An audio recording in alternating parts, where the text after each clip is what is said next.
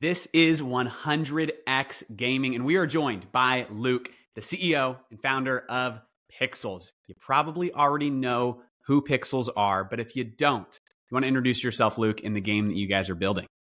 Hey, yeah, my name is Luke. I'm the founder of Pixels.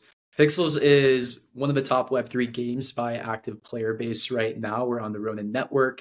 It's a social casual game. I think the best way to describe it is it's almost like if Stardew Valley was an MMO. And yeah, we're doing a lot of interesting stuff when it comes to kind of figuring out what actually makes a Web3 game better than a Web2 game and all of the depth and nuance that comes with that as well. Yeah, well said. Stardew Valley meets an MMO.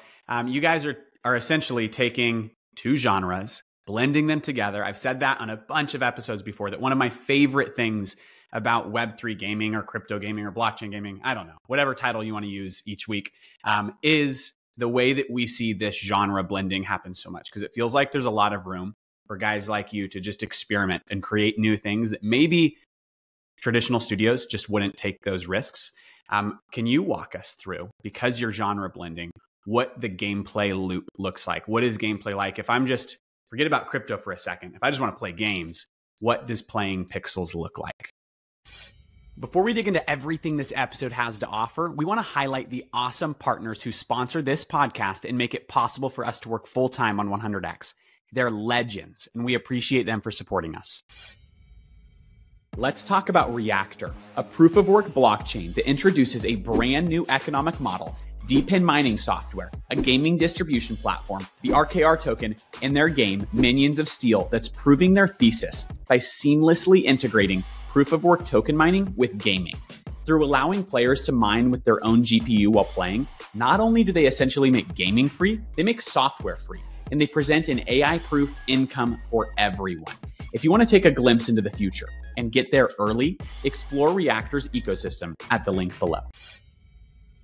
Crypto does not need to be complicated. Kadena is building the human layer of blockchain by giving the power back to the people and allowing them to build products that make a difference for humanity. Founded by ex-JP Morgan and SEC blockchain leads, Kadena develops easy-to-understand, human-readable tools and solutions that focus on the long-term development of the space, not just short-term gains. Simply put, if we want real, regular people to enter and enjoy Web3, Kadena is making a way. To learn more, check out Kadena.io, follow them on Twitter at Kadena_IO, or watch our episode with them. Everybody is chasing the sweet nectar of played airdrop. Could the Beacon potentially be the most fun iteration of the meta thus far? The Beacon is a collision of three game genres at once. Think dungeon crawler like Hades, world builder like Animal Crossing, and social MMO like RuneScape. Right now, you can complete quests to unlock the token airdrop and whitelist through our New Frontiers quest link in this episode's description. Follow the Beacon on Twitter for deets on the rite of passagement and the game's global launch. And let us know in the comments how many of the bosses you can actually beat. Yeah, so I think the high-level concept, Stardew Valley, if it was an MMO, is like a good way to start. I think like when we were thinking about the initial high-level directive of what Pixels is, it was kind of supposed to be like Farmville if you added some Web3 elements to it. But I mean, I personally was playing a lot of Stardew Valley at the time, so we took a lot of inspiration from that. I've always loved pixel art, so it was kind of a no-brainer to go in that direction as well. And we had some tech that already kind of worked there. But the gameplay and the loops, there's like kind of two different audiences that we're catering for initially. There's the single player persona, and then there's the social persona as well. What we kind of like to think about when it comes to the gameplay is how can we turn more of the single player persona into a social player, because we see a ton of retention when they finally get to those stages of gameplay. But we have a huge new update coming out. It's called Chapter 2. It's releasing tomorrow. And we've kind of refined the single player experience there. Essentially how it works is you get your own farm that you can take care of. You have to go and upgrade it. You have to get more resources, advance through the tiers, the progression. In a really similar way to Stardew Valley. Then when you get further to the end progression, that's when a lot of the social gameplay opens up, probably like about halfway through your gameplay experience if you're a long-time user of Pixels. And that's when you start to have to use other people's lands. These are NFTs that we released 5,000 of them 2 or 3 years ago. And they're meant to be used by multiple people at once. there's this whole element of guild gameplay around this as well too, where guilds are managing a lot of these NFT lands to kind of help facilitate other people coming on them, farming higher tier resources and progressing through that. We have a really cool system called a task board. This is one of the main pieces of innovation that we've been building, where you're essentially given random tasks to do every single day. They're not so random though. They're pretty intentionally sent to users based on different behavior that we want to see, live economy that we want to balance, and different behavior that we want to incentivize.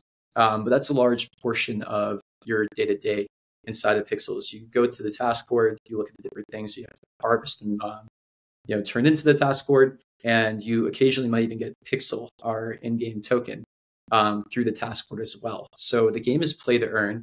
It's not something that we're afraid to talk about. We love the idea of play to earn, and kind of our core mission here is how can we make play to earn work through gameplay, through good technology, through the right incentive structures, all of this kind of stuff. So this all has to come together in one cohesive experience. The game has to be good. The game loops are extremely important. And there's a whole host of other things too. And that's kind of the stuff we've been working on here. I really like that. One thing before I ask this next question that I had is I really love the fact that you guys are owning that play to earn phrase. I feel like over the last year or so, we feel like a lot of games have sort of tried to turn away from certain terms. They don't use NFTs, they use collectibles. They don't say play to earn, they say play to collect and things like that. But the fact that you guys are owning that from the get-go really shows that you guys are here for the space and really do see the value in what the blockchain can do for players itself. With that idea in mind of how you guys are doing your gameplay, you already touched on it a little bit. What void do you think Pixel fills in the sort of landscape of the game that you're trying to create? Because like you said, there's Stardew Valley and there's a lot of other sort of cozy farming games that are being built on the blockchain. But what do you think sets apart Pixels from the competition, not only in Web 2, but also Web 3? Yeah, I mean, I think part of it's well thought out play to earn. So one of the mission statements at Pixels from the very beginning was we came in with a mindset that we don't know what's going to work inside of Web3 gaming, and we're here to find it. So we had a very open mind when we were building, rather than coming from the get-go saying, we're so experienced, we know exactly what's going to work inside of Web3. We're going to spend 3 years building it and release the perfect product in 3 years. Just sit back and wait. We instead started building with our community, which also was one of the features of Pixels too, because our community has actually been a really active, involved participant in actually making Pixels better and shaping up to be the game that it is now. So we're extremely community driven. That's one of the selling points. Like, I know the names of thousands of players inside of the game at least. And that's a pretty cool relationship that you don't necessarily get inside of a Web2 game or ecosystem. So because community has been so central to how we build, we've also done a lot to incorporate community inside of the game too. And that's a pretty interesting feature point of Web3 gaming, where we've done a lot of interoperability. I think we've worked with over like 100 other Web3 projects inside of our ecosystem. And we've tried to do our best to onboard other communities inside of our communities and give them a place to kind of call home inside of Pixels. So one of the most immediate features that you'll see with that is when you come into Pixels, there's hundreds of different avatar styles. I think we support you count out all the individual unique avatars, it's like tens and tens of thousands, maybe hundreds of thousands of unique avatars inside of the game, because we support NFT collections as avatars. And it's pretty cool because when you walk in and you see somebody else with another NFT collection that you already own, you already form a sense of camaraderie. Yeah, there's a camaraderie. Exactly. And it's pretty cool because there's been unique NFT collections that form just within the Pixels community too, of different players who have similar interests or similar ways that they play the game or geography, all of this kind of stuff. So that's been also something that's really cool to see. And then with this, we've also been focusing a lot on play to earn, which I think is the competitive advantage of Web3 gaming versus Web2.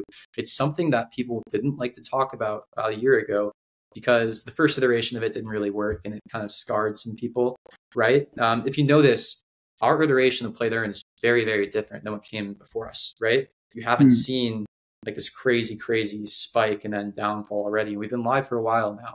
We've been very, very conservative and cautious with how we implement this. And there's a lot of consideration you need to do when you build out a play to earn game in order to not make that happen. Yeah. So the messaging's been different, the way that we actually implement it, our economics, the thought process behind it. There's been a ton of consideration to kind of crack down on how we can make play to earn work in a more sustainable way that doesn't hurt anybody. And that's been the biggest advantage against the Web 2 game. Like, I truly believe that most games will be play to earn in like about 10 years. There's still a lot of work needed to figure this out, and we're just kind of on the frontier of it. But in the same way that, you used to have to pay to play a game initially, then free to play came in and took market share away from just like, the majority of titles. Like, there's still a place for these other style of games, but play to earn is going to be that next generation of gaming that takes away market share from the free to play model, I think.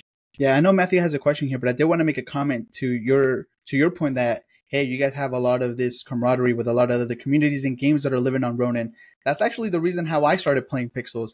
It was during the Kydro free mint for their journals, and I was like, oh, they announced that I can get a free skin on Pixels. I'm like, go check it out. And when I was there, I was like, okay, this is pretty cool because it was very simple to do. I just had to go to my settings, choose my NFT, and all of a sudden I had a different character. And that was enough for me to be able to say, well, I'm here already. Let me start to check out what this game is actually all about and start playing. But yeah, that was really the reason why I started trying. I was like, I got an NFT from another collection. It gave me some utility in Pixels. Let me go check it out. And that's what got me hooked. Go ahead, Matthew. Proving it. Yeah, you're proving the case there. You had two pieces that you really break down of like, hey, this is where Pixels stands out. Piece number one is community inside of our game is unlike any other game you've ever played, and that makes us stand out. Piece number two is, hey, we've redefined the way that play to earn works, and we're going to succeed at it with Pixels. And I'm really curious. I want to get into piece two before we go to piece one, because Caesar mentioned that, like, hey, people are afraid to talk about that. You mentioned, hey, people lost money. Dude, before I ever made a dime in play to earn, like, I don't know, 2021 or something, I lost a couple $1,000s trying to figure out the play to earn meta. Just got wrecked, but I'm still here. I'm still here because I actually have the same conviction that you do, that I have a hard time seeing gaming not adopt this meta, this narrative, once it's done well. And so I'm really excited about seeing people actually figure out how to do it well.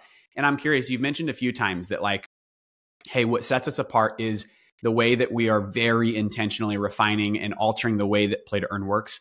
I would love a little more insight on like what that looks like, how you guys are specifically handling play to earn differently than some of the other games out there that we've seen crash and burn.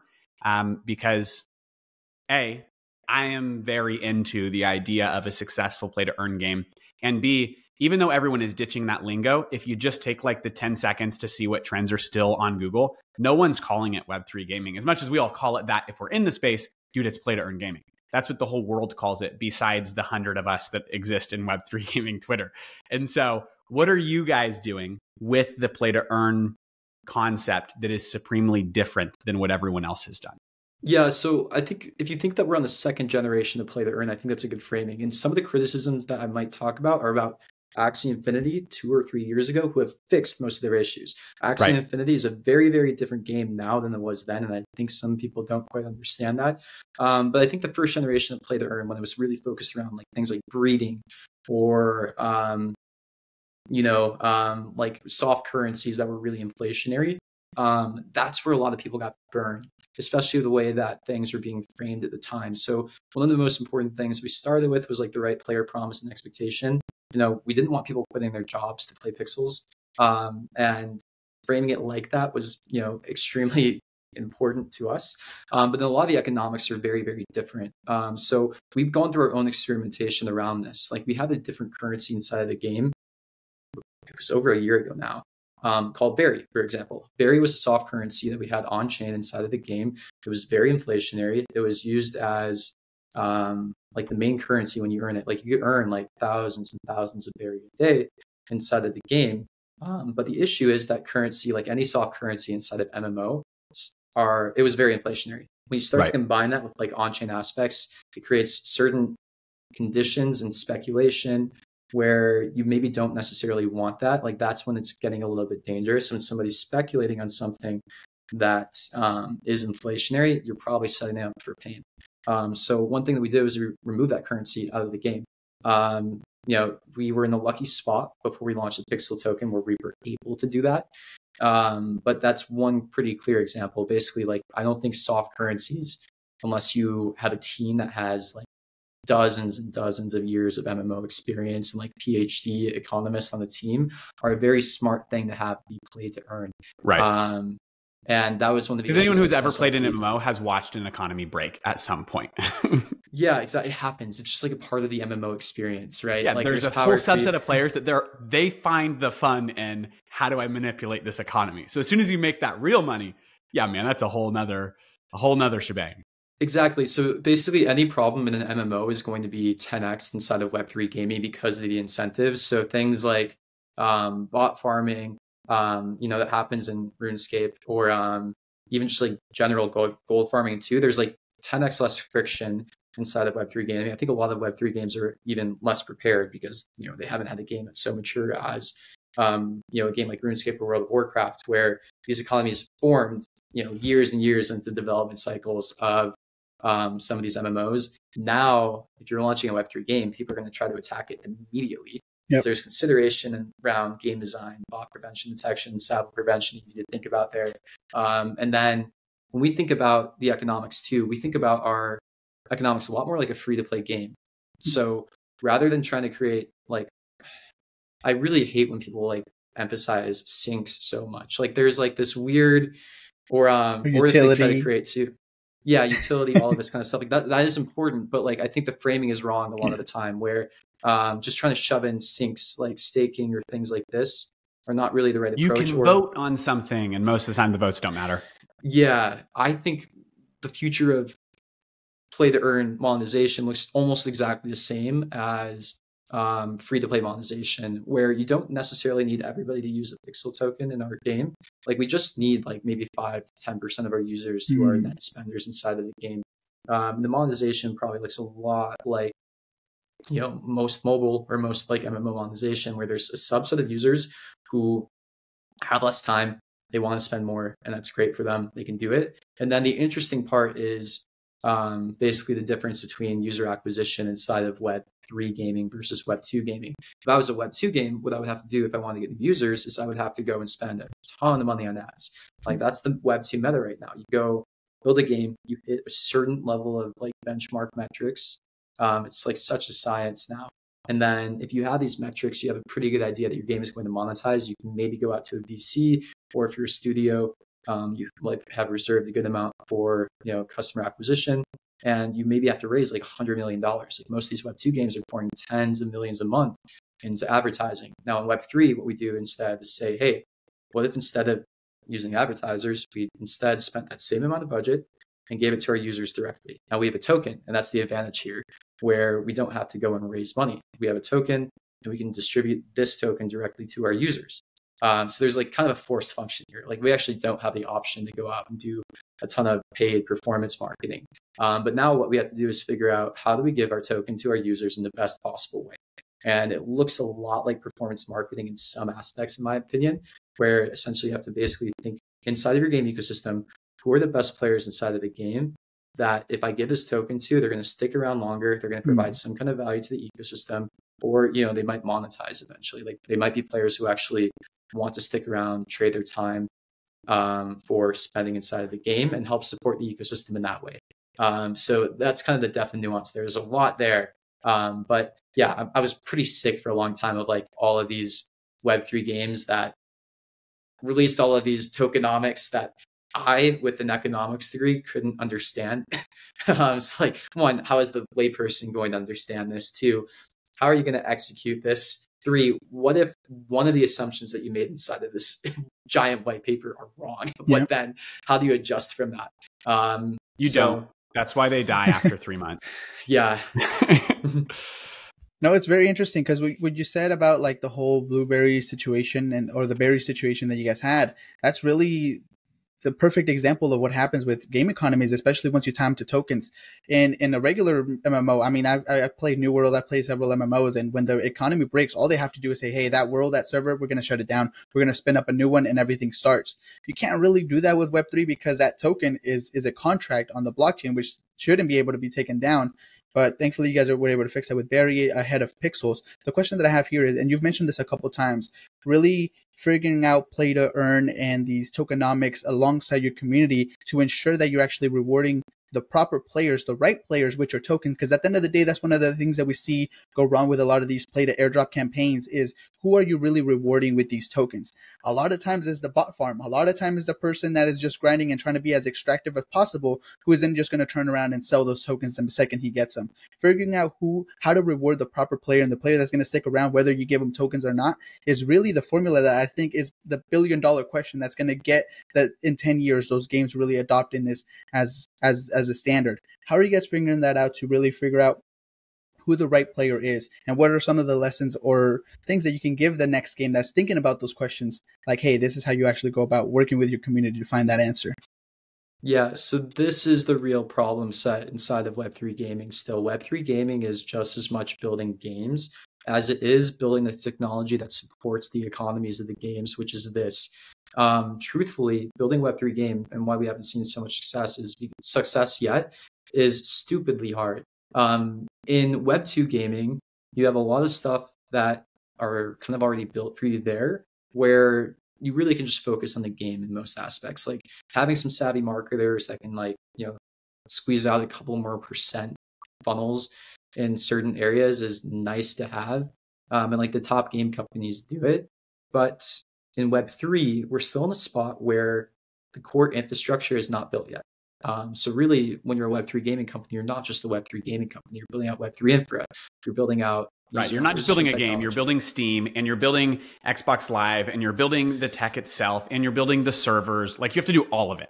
Exactly, and even some crazier stuff too. Like you're building out AppsFly, or you're building out App 11. Like you're building out all of the user attribution technology as well too, because it doesn't exist in this format or with this kind of meta in mind too. So that's a lot of the work that we've been doing, like the area of the stack that we've been most interested and focused on.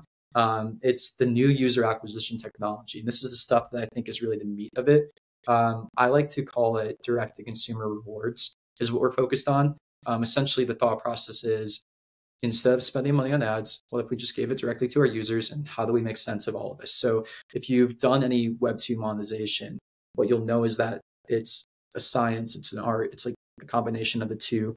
What you're looking at a lot of the times is you're looking at optimizing certain metrics like retention, ARPU, like average revenue per user, all of this kind of stuff. And you have amazing tools that kind of help you segment users and then figure out where in the funnel are you like losing users when it comes to retention. And most of the Web2 gaming companies like Scopely is probably the best in the space of this, are hyper optimizing this. Like they're basically trying to engineer every single second of your screen for the first like 2 hours of your gameplay to make you stay in the game as long as possible.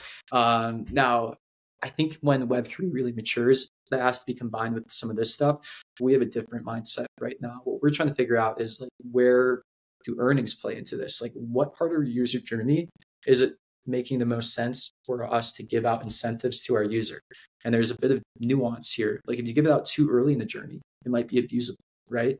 Or if you're not giving it to like the right user segments. So a lot of what we're trying to do is build out a better idea of who our users are with the data that we have on them.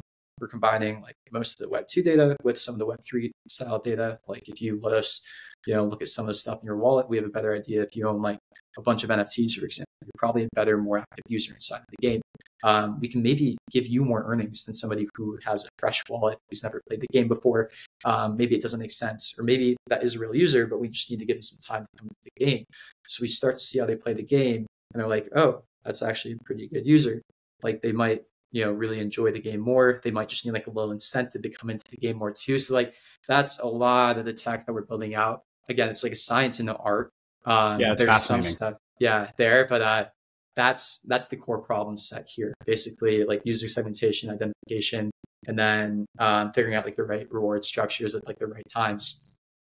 Yeah, I think it's really cool that you guys are not just building a game, but you're literally building the back end for the future games of Web3 and crypto and blockchain to build on top of. Because the reality is, yeah, dude, I wonder how many people that have been really frustrated with Web3 gaming, that have been really frustrated, they probably would have called it crypto gaming back then because they lost some money on play to earn.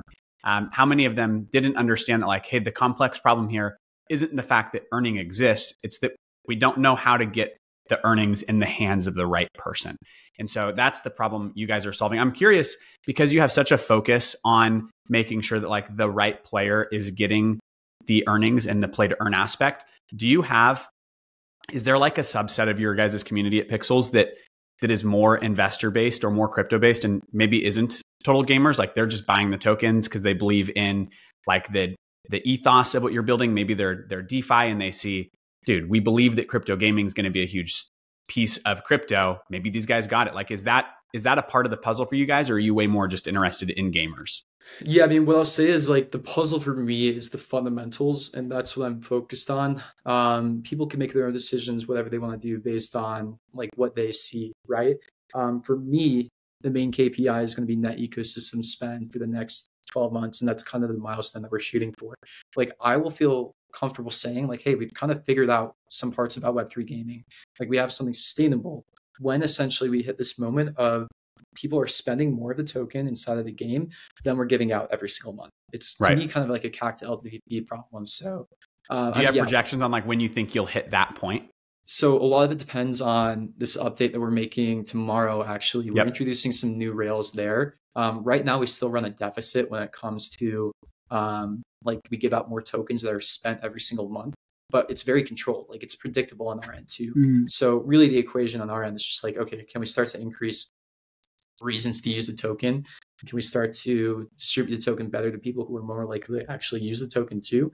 We can basically start to increase spend and get that deficit closer and closer. But it's not too crazy what we need to do right now. We basically just need to double revenue, which we've done no optimization.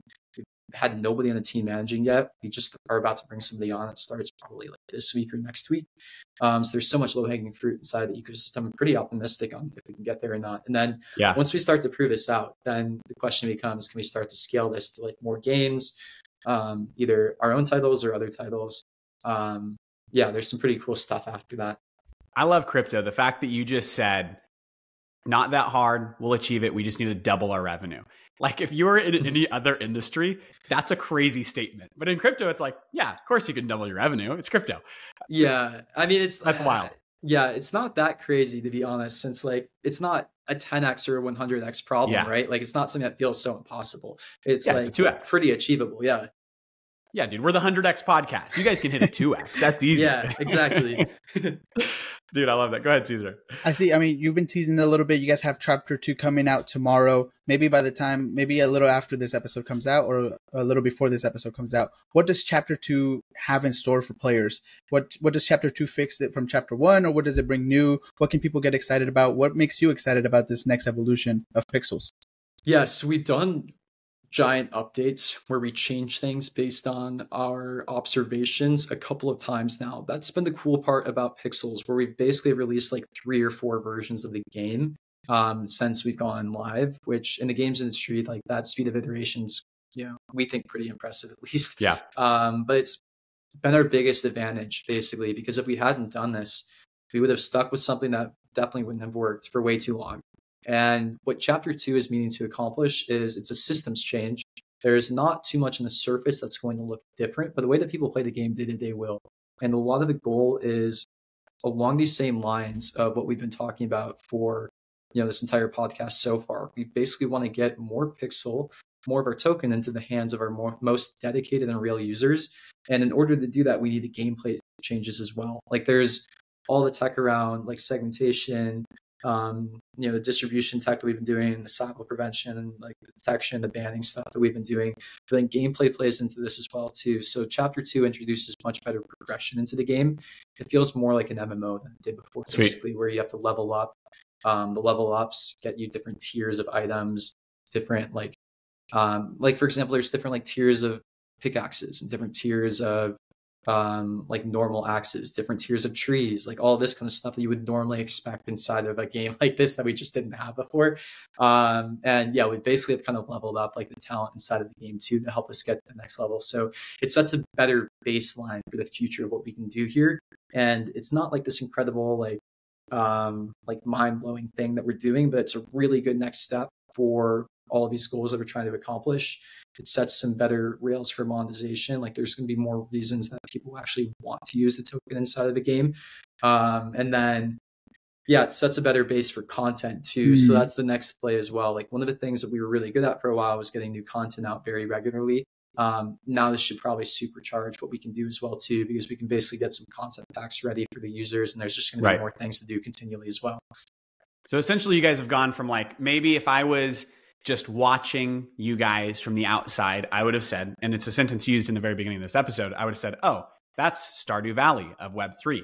But now you get to be Stardew Valley and RuneScape, or maybe WoW of Web3 at the same time, with a more honed in process of the way that the token gets in the hands of the right people. You mentioned earlier, like 20 minutes ago, this random task board that's launching with season 2, and how that's like, it looks random, but it's not random. It's curated based on who it is and what you want to happen. Is that how you're tying into like the making sure the token gets in the hands of the right people, or how does that look? Yeah, exactly. So this task board, it's getting smarter and smarter as we continue. So it ties in better with progression now, essentially. So what we're going to start to do is we're going to weight more of the rewards towards end game and further progression inside of the game. That's like the most obvious first step to take. But then we're also starting to experiment with adding like user segmentation into this as well too. Like, okay, can we start to give tokens out to different types of users inside of the game rather than just by like some of the initial metrics inside of the game, like levels? Does it maybe make sense if you're participating in like certain game loops more, or if you have done things like, one segment's like if you're a pet owner inside of the game and you've fed your pet for a long time, that's like, who are the users who just enjoy this more, and like how can we identify that? The task board takes that into account as well. So it's not completely random. It's actually somewhat smart and algorithmic. Essentially how it works is there's like a set amount of tokens that we can give out every single day, like a max amount. And we want to give it out to the right people. So this token is not, it's inflationary in like a very controlled way, if that makes sense. It's not inflationary if there's not ecosystem spend. But yeah, it's like essentially a capped amount that we can give out every day. And this task board distributes it as it sees fit to those best players, basically. I know Caesar has a question, but I was going to say that as like the crypto nerd, that almost feels like you guys just took mining Bitcoin and implemented it into a game that essentially like, hey, I'm competing for rewards. How do I get the reward? And so that's what this is I got to compete with everyone else for that reward, and it gamifies it even more so. That's rad. Go ahead, Caesar. Yeah, I was going to ask, in terms of that sort of progression, you talked about how you want those rewards to be more late game because it's less of a chance for people who just want to come in and make a quick buck to actually stick around for that late game. But at that point, once you have enough players, how do you ensure, because you said you guys have a set amount of tokens that you give out per day. How do you ensure that, every gamer or every player that gets to the end game, especially as you try to push out more and more people to make it to the end game, to incentivize them like, hey, once you actually make it there, you have these tasks that you can complete for these tokens. Are you guys planning to scale up if you guys see that the numbers make sense in terms of the tokens that you guys make per day? Or do you expect that to be like, hey, because this is a certain amount of tokens, now it's going to get more competitive. It's going to give the price a little bit, you don't have to like speculate on it, but a reason to go up, because there's less of the tokens for everyone who wants to get them. Yeah, so we've been a little bit conservative on the rewards that we give out. So like we haven't fully allocated the amount that we can give out every single day. I think we're giving out like 75% of that. So if we need to juice it up a little bit more, there's some room. But yeah, the focus is more targeting the rewards in a more efficient way, because there's so much inefficiency that we can unpack where I'm not so worried about it in like the short to medium term. And the idea is that there's spend inside of the game. We can start to recirculate some of the tokens back into more user acquisition, which would be more rewards for more players. So really the idea is just like get the economics set right. And there's still a lot of juice that we can do when it comes to growing the ecosystem. Like we've grown significantly, very intentionally through different periods, right? A lot of that's been from like K-factor optimization, which basically means like incentives to refer new players or share content on Twitter. If you know this, we haven't been incentivizing that at all very intentionally. We want to kind of save that for when we feel like the economics are a bit better, which basically means like, our token distribution efficiency is in a better spot. And our monetization per user is in a bit better of a spot too, which is only like a couple of months away, we think. But once we start to do that, we'll start to juice some of the growth as well too. And then that's kind of some of the play that we'll be doing too. Like there's going to be different players who play the game for different reasons, right? Some might be earn motivated, some might not. Some probably just want to play the game because they like the game. That's like actually a good portion of our users. The dream, yeah. Yeah. And it's our job to make the game as good as possible, to get as many players as possible in that mindset as well too. We kind of like to have the earn aspect be like a nice to have for our users, but some players are very motivated by that too. Part of it's geography, right? There's like a bit of arbitrage in certain geographies when you give out play to earn rewards, right? Because it means a little bit more to certain people in certain geographies, like, you know, a $10 reward than players in other geographies. Like a $10 reward for somebody in the Philippines is a lot bigger of a deal than a $10 reward for somebody in the US, right? Right. So there's things to think about that with that as well too, right? So yeah, there's like so much depth to explore here. It's like a pretty fun space. This is the meat that we're like just digging into now, where we have like people fully working on this. Yeah. Speaking of juicing up the rewards, that's a phrase you've used a couple times, that, hey, maybe we can go up another 25%. Do you guys have, probably no, but I'm just curious while on the topic of it, do you guys have any plans for like any larger scale rewards? Your token already exists, but everyone's addicted to the airdrop meta. Is there any larger scale stuff, or is it refined to that, hey, we're giving these rewards to specific subsets of players now? Yeah, no, I think we're more in the stage where we're focused on the fundamentals, right? To me, whoever cracks the fundamentals here has the biggest opportunity. And that's the stuff that we're racing for. Like we coined the play the airdrop meta. We started doing the play the airdrop meta. We were the first ones to say the word play the airdrop and start marketing that in like August 2022. Did not know that. That's dope. Yeah, so that's the cool part about like being early in the space, right? Whenever you're early to a meta, you're going to get the most traction out of it, right? Now play the airdrop is getting pretty crowded, right? So these players, or these not players, these games, I like to think about what I'm doing as a game, right? Like building out a game is a game to me. These other games inside the space, now the play the airdrop meta is a lot more competitive, right? You actually have to be a bit more optimized about it than we had to be back in the day, right? Because, you know, we did it first. We got a lot of attention out of it, a lot of our initial growth.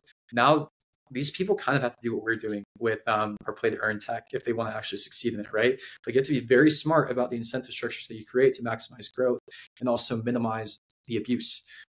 So we're lucky because we get to be, you know, a few stages ahead trying to figure out what all of this is when you have like the live token out, the live economy. And we're trying to focus on, you know, actually making sure that the fundamentals there are right, because yeah, we see like giant opportunity if we do that. Yeah, and you're right. You are definitely a few steps ahead of everyone. While everyone's still trying to figure out how to do the play to airdrop and launch a beta of their game, you're already trying to get to chapter 2 and make sure that everything is actually going to the right people. But I do want to go ahead and ask you, now we're looking at what you guys are going on next with chapter 2, but starting from the beginning, I know you guys didn't start off in Ronin Chain. What brought you guys to Ronin? Why was the move to Ronin the right move for Pixels? And how has it been since that transition actually happened? Yeah, I'm obsessed with growth, and distribution is one of the hardest things inside of Web3. And that was a big problem for us, at least really early on. It's like, okay, we knew we had something that if we started to push it a little bit, we would probably monetize, and we would like probably be able to retain a good amount of users. But it was hard for us to get in front of people or get attention initially too. The cool thing about Ronin was that it had already done the hard work of onboarding millions of users into the chain, and people kind of were sleeping on it. It was really, really undervalued when we joined. I thought, at least they're like very misunderstood. At least I have so much respect for like the Axie founders, that whole team there, and I didn't really understand what it meant to build a Web3 game until I was in the arena myself for a couple of years, right? Like once I actually had something out and live and we were testing this with people, I started to understand like what exactly happened there. And I started to understand like what direction they were moving in. And we were just very aligned. So that relationship of moving with them has been amazing. And yeah, it's funny because before we moved to Ronin, everybody, when I told them that, was questioning it a lot. They're like, why would you move to Ronin? That's a dead chain. After we moved, no one said anything like that. Now everybody wants to be on Ronin, right? Because they understand how difficult it is to onboard users into a chain and ecosystem. And Ronin actually has Web3 gamers. It's really the only place in the space right now that does. Yeah, and it's a very interesting question because that's one of the things that we talked to Hantao when we had the Ronin episode, is the idea of a curated ecosystem compared to like an open ecosystem. We've had Avalanche, gaming on Avalanche on. We've had, we're hopefully going to have someone from Immutable on, but it's just this idea of like the places where gamers are trying to be, where the games are being built. And Ronin is a very unique case because it is more of a close ecosystem. They vet each game that comes on. How has that been like for a game that works with other games? Like you talked about how you actually work with the other communities to bring those assets into your game. How has that been? Has it made it easier because you know that they've been curated by Ronin themselves, and you know that they went through the similar process that you did? What is that idea of community like in Ronin compared to the other places? Yeah. So Pixels is in an interesting spot in itself too, because we are probably going to start some ecosystem expansion, which means either acquiring other games or like working with them on their go-to-market using some of the technology that we've built. And we've gotten to look at a lot of other games too, and I kind of understand why Ronin's gone with a curative approach for so long now, because we know from building our own Web3 game how hard it is to do it. That team also knows. And yeah, it's difficult, to be honest, to like get excited about some of the Web3 games in the space because we know some of the issues that they're going to run into and like what they need to be focusing on. And it's just a hard space, right? So there's only so many games in the space that are actually going to make it, right? And rather than putting so many resources with distribution into like a wide variety of games, they're trying to choose what they believe to be winners. And that's kind of our approach when we're acquiring games as well too. It requires like a very specific type of team to win in this space. There's kind of two approaches. There's the shotgun approach where there's a lot of AAA games. I don't know if they're actually AAA games that are getting funded in the space, right? But games that claim to be AAA. These are very long development cycles, and they have very opinionated views and like what they need to do to ship these games. One or two of them are probably going to hit. Like that's the reality. If you have 200, 300 games getting funded, like a couple of them are probably going to take off and be wildly successful, right? But you're also probably gonna have like a lot of stuff to sift through as well too. So when we're making our own decisions in our team, like we're trying to maximize chance of success. So there's like a particular type of team that we know is probably gonna have a better chance of success when we're focused on just like working with a couple of people. And I think that's Ronin's approach too. They've seen what works. They know like particular traits that maximize chance of success, and they're very careful with what they put in front of their users too. Because they have a lot of goodwill with their users because they've only been bringing good experiences to them. And that's kind of our approach as well. We want to maintain trust with our community. I have an interesting question here, and this comes into what you just said about sort of bringing in more games to the ecosystem that you guys are building, but also what you have mentioned in terms of the tech and the innovation that you guys have been able to build through Pixels while trying to create a game. I think a lot of times, especially gamers, they think, oh, the value of this token or the value of these NFTs or the value of this game is only the fun that the game can actually consist. But we've seen from other things like Pirate Nation and what they're trying to do with Proof of Play, with what you guys are trying to build, is that as you try to solve this problem of making a fun game in Web3, you accidentally or maybe intentionally solve 10 other problems that are having been solved in the space. The thing about my question is there a way that people who are enjoying Pixels or who are participating in your ecosystem to actually be able to sort of get rewarded in those other aspects, like where you guys plan to monetize your other aspects of the solutions that you're bringing, not only on the tech side, but also maybe with the ecosystem that you guys are trying to build in the other games? Will that all somehow be tied into Pixel holders or Pixel people who have NFTs in Pixels? How does that look like? Yeah, what I will say is anything that we do with this is focused on growing the Pixel ecosystem and bringing more eyes to it, or bringing more use cases to the token as well too. Like for example, the foundation has been talking about investing the Pixel token into other games, right? That builds out a bit of treasury for the foundation and other games tokens. There's potentially like go-to-market strategies as well with the Pixel token too. One thing that we have that's coming out in like 8 months is what we said, or even closer, I think it's like 6 months away now, is there's a community treasury that's getting built inside of the Pixel ecosystem. Basically about 80% of the tokens that have been getting spent in the game have gotten sent to this community treasury. I think there's like 10 to 15 million Pixel token in it now, which is pretty nuts. That's going to be owned by the community. We're still figuring out like what the governance looks like. But there's also other interesting use cases where if we help a team go to market, we might take a share of their tokens, and that might get sent to the community treasury as well too. That's owned by the Pixel tokens. There's some interesting stuff there. I did want to say one more Yes. comment, because that's what really gets me excited as a user, because I'm a gamer and I love it, but I'm also, I mean, we came from DeFi. I'm a huge investor, and I like to see the future of what ecosystems are being built. And because everyone is so early, like right now, most games are still in the play to airdrop campaign. You said you've done that in 2022. You guys are in a different stage now. That's what really gets me excited about the future of like, hey, where is Pixels going to be in 5 years from now? Because you guys are obviously trying to build here for the long term. Where are you guys going to be 10 years when everyone else catches up to sort of the meta? And that's what really gets me excited, because now it's not so much about like a game. It's like, hey, what else can this team build, and what can you guys innovate that could not only potentially help Pixels, but also everyone else in the space? Because at the end of the day, I do believe that Web3 and crypto is sort of like this big social experiment that everyone's taking inspiration from one another. And that's what really gets me excited. Go ahead, Matthew. Yeah, I was going to say, to just consolidate this conversation, I think, and I'm saying this from like a personal perspective, when someone sees a pixelated game, it feels easy to underestimate them. I know that because I was one of those guys. Did not grow up playing a lot of pixelated games. Like I can think of like one or two that I played, but I was mostly in other genres. And so until I got involved in crypto gaming, dude, I pretty much always underestimated pixelated games. But you guys have shown, hey, dude, we are not ones to be underestimated. We've been here, we've earned our stripes. And I'm curious, like when it comes to maybe being someone that people would underestimate because of that, right? You're in crypto.